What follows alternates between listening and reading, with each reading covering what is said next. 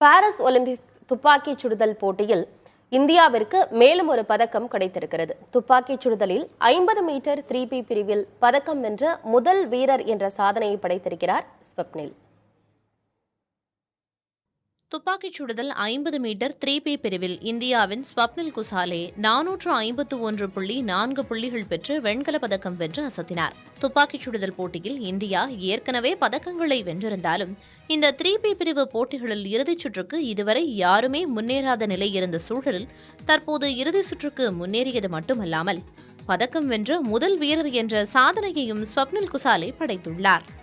துப்பாக்கிச் சுடுதல் போட்டியில் 2012ஆம் ஆண்டு 2 பதக்கங்கள் வென்றதே அதிகபட்சமாக இருந்த நிலையில் இந்த பாரிஸ் ஒலிம்பிக் தொடரில் இந்தியா இதுவரை 3 பதக்கங்களை வென்றுள்ளது.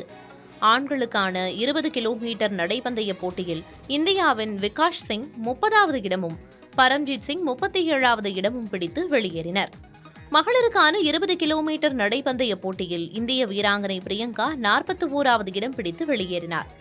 ஆடவர் ஹாக்கி போட்டியில் நடப்பு சாம்பியன் பெல்ஜியம் அணிக்கு எதிரான போட்டியில் 2-1 என்ற கோல் கணக்கில் இந்தியா தோல்வியடைந்தது. இந்த பாரிஸ் ஒலிம்பிக் தொடரில் இந்தியாவின் பதக்க எதிர்பார்ப்புகளில் இருந்த குத்துச்சண்டை வீராங்கனை நிகாத் சரீன் காலிறுதிக்கு முந்தைய சுற்றில் சீனாவின் வு யூவிடம் 5-0 என்ற கணக்கில் தோல்வியடைந்து வெளியேறினார்.